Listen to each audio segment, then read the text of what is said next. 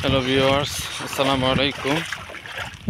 যে রাস্তার মধ্যে পানি, এইদিকে পানি, রাস্তার এই পাশে পানি, যে দেখেন কি অবস্থা।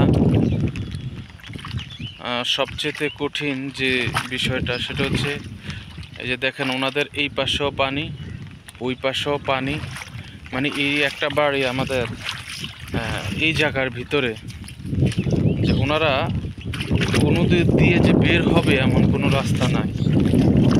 যেখান দিয়ে বের হোক না কেন ওনাদের গলা সমপরিমাণ পানি কিন্তু ভেঙে তারপরে বের হইতে হয়।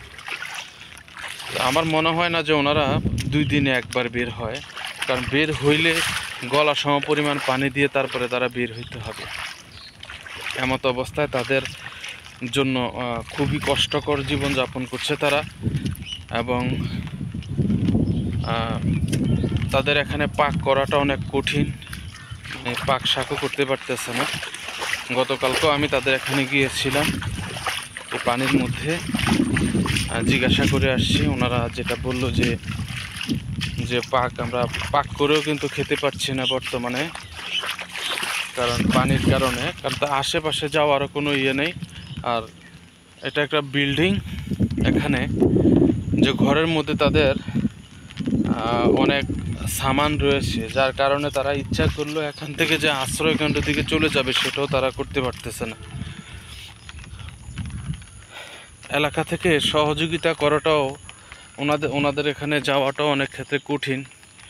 কিভাবে যাবে? আমাদের এলাকায় তো নৌকা নেই যে নৌকা দিয়ে গিয়ে দিয়ে আসবে।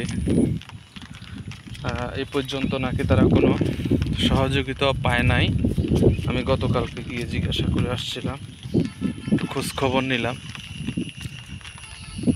তাদের জন্য খুবই খারাপ লাগছে যে এমন একটা বাড়ি এখানে, যে তার চারপাশে আশেপাশে পুরা জায়গাটাই কিন্তু পানি আর পানি। আল্লাহ পাক যেন তাদের এই কষ্ট খুব দ্রুত দূর করে দেয়, সেটার জন্য সবাই দোয়া করবেন।